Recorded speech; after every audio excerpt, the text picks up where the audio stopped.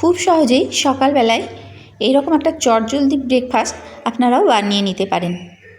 আর এই ব্রেকফাস্ট বানাতে না লাগবে আটা ময়দা, না লাগবে সুজি বা চিড়ে। আর এই ব্রেকফাস্টটা হবে ভীষণই হেলদি এবং টেস্টি। তবে আপনাদের কাছে রিকোয়েস্ট, আপনারা একটু ধৈর্য সহকারে সম্পূর্ণ ভিডিওটি দেখুন। ভিডিওটিকে কেউ স্কিপ করবেন না।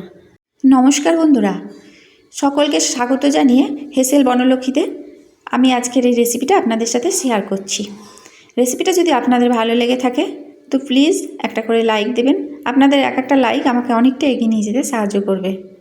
আর যদি ভিডিওটি ভালো লেগে থাকে তো চারিদিকে একটু শেয়ার করে দেবেন। আপনাদের এক একটা শেয়ার অনেক বন্ধুদের কাছে পৌঁছে যাবে আর অনেকে এই রেসিপিটা বানিয়ে নিতে পারবেন। এই রেসিপিটা আজকে আমি বানাবো ওটস দিয়ে। আপনারা সকলেই জানেন ওটস খুবই হেলদি খাবার, কিন্তু অনেকেই ওটস খেতে চায় না। ওটস দেখলেই বাচ্চারাও খেতে চায় না খেতে, কারণ ভালো লাগে না। কিন্তু আজকে আমি যেভাবে ওটস বানাবো সেটা হবে খুবই টেস্টি। বাচ্চাদের তো খুবই পছন্দ হবে আর বড়রাও রোজ খেতে চাইবে। তাহলে আসুন শুরু করা যাক। এখানে ওটসের রেসিপি বানাবার জন্য আমি একটা পাত্রে নিয়ে নিচ্ছি 1 কাপ ওটস। এখন এই ওটসটা ভিজিয়ে নেব 1 কাপ দুধ দিয়ে। দুধটা আগে থেকে জাল করে রাখা আছে। আমি নর্মাল টেম্পারেচারের দুধ দিয়ে ওটসটা ভিজালাম। আপনাদের হাতে যদি সময় কম থাকে তাহলে ঈষৎ উষ্ণ দুধে আপনারা এটা ভিজিয়ে নেবেন, তাহলে ওটসটা তাড়াতাড়ি ভিজে যাবে। এখন দুধের সাথে ওটসটা ভালোভাবে মিশিয়ে নিয়ে এটাকে আমি 5 মিনিটের জন্য ঢাকা দিয়ে রেস্টে রাখবো। 5 মিনিট পর ঢাকনাটা খুলে আপনাদের একবার দেখিয়ে দিই। দেখুন ওটসটা কি সুন্দরভাবে ভিজে গেছে। এখন এই ওটস দিয়ে আমি এই রেসিপিটা বানিয়ে নেব। রেসিপিটা শিখেছি আমি আমার ছেলের কাছ থেকে। ছেলে যখন হোস্টেলে থাকতো তখন খুব সহজে এই রেসিপিটা বানিয়ে সব বন্ধুরা মিলে খেত। তাহলে বুঝতে পারছেন তো কতটা টেস্টি হয়, কারণ ছোটো ছেলেরা একটু টেস্টি খাবার পছন্দ করে। যদি টেস্টি না হতো তাহলে তারা এই রেসিপিটা খেত না। রেসিপিটা বানাবার জন্য এখানে আমি নিয়েছি 3টে ডিম। এখন ডিমগুলোকে অন্য আরেকটা বাটিতে ফাটিয়ে নিচ্ছি। এখানে আমি 1 কাপ ওটসের জন্য 3টে ডিম নিয়েছি। ওটসের পরিমাণ যদি বেশি বা কম হয় তাহলে ডিমের পরিমাণটাও সেই রকম করে নেবেন। অনেক সময় ডিম ফাটাতে ফাটাতে ডিমের খোলা ডিমের মধ্যে পড়ে যায়। সে সময় খোলা দিয়ে যদি ডিমটা তুলে নেওয়া হয় তাহলে কাজটা খুব সহজ হয়। এখন ডিমটাকে খুব ভালোভাবে ফেটিয়ে নিতে হবে। খুব ভালোভাবে ডিমটা ফেটিয়ে নিলে রেসিপিটা বেশ ভালো হবে। দেখুন আমি খুব সুন্দর করে ডিমটা ফেটিয়ে নিচ্ছি। আর যতক্ষণ আমি ডিমটা ফেটিয়ে নিচ্ছি ততক্ষণ আপনারা একটু কমেন্ট করে জানান তো আপনারা ওটসের এই রেসিপি কেউ খেয়েছেন কি না। যদি না খেয়ে থাকেন তাহলে একবার অন্তত ট্রাই করে দেখুন। এখন যে ওটসটা ভিজে গেছে তার মধ্যে নিয়ে নিচ্ছি পরিমাণ মতো লবণ, দিচ্ছি সামান্য হলুদ আর দিচ্ছি একটা পেঁয়াজ কুচি। পেঁয়াজটা খুবই জিরি করে কেটে নিতে হবে।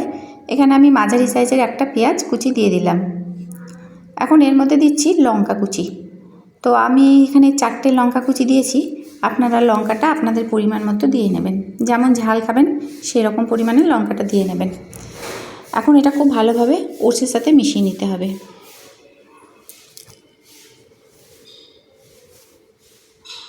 আর হ্যাঁ বন্ধুরা, যে সকল নতুন বন্ধুরা আমার এই রেসিপিটা দেখছেন এখন অবধি চ্যানেলটিকে সাবস্ক্রাইব করেননি, তাদের যদি ভিডিওটি ভালো লেগে থাকে তাহলে প্লিজ চ্যানেলটিকে সাবস্ক্রাইব করে দেবেন। আর তার সঙ্গে পাশে থাকা বেল আইকন অবশ্যই প্রেস করে দেবেন, যাতে আমি যখনই কোনো নতুন ভিডিও ছাড়বো আপনাদের মোবাইলে তার নোটিফিকেশান আগেই পৌঁছে যাবে। দেখুন এটা আমি খুব ভালোভাবে মিশিয়ে নিলাম। এখন এর মধ্যে যে ডিমটা ফেটিয়ে রেখেছিলাম সেটা এর মধ্যে দিয়ে দিচ্ছি। এখন ডিমটা দেওয়ার পর খুব ভালোভাবে এটা মিশিয়ে নিতে হবে। খেয়াল রাখতে হবে যাতে গুটলি না থাকে। অনেক সময় ওটসের গুটলি থেকে যায়, সেই গুটলিটা যাতে না থাকে সেদিকে নজর দিতে হবে। তাই খুব ভালো করে আরেকবার ফেটিয়ে নিতে হবে। ভালোভাবে মিশিয়ে নেওয়ার পর আমি একটা গ্যাসে তাওয়া চাপিয়ে দিলাম। তাওয়াটা গরম হলে দিয়ে দিচ্ছি 1 চামচ সাদা তেল। এখন তেলটা খুন্তি দিয়ে একটু গোটা তাওয়াতে লাগিয়ে দিলাম। এখন 1 হাতা করে এই ব্যাটার এর মধ্যে দিয়ে দিচ্ছি। তাওয়ার মাঝখানটা আমার ঢালু বলে মাঝখানটাতে দাঁড়িয়ে গেল, চারিদিকে স্প্রেড হলো না, তাই তাওয়াটা ঘুরিয়ে চারিদিকে স্প্রেড করে দিচ্ছি।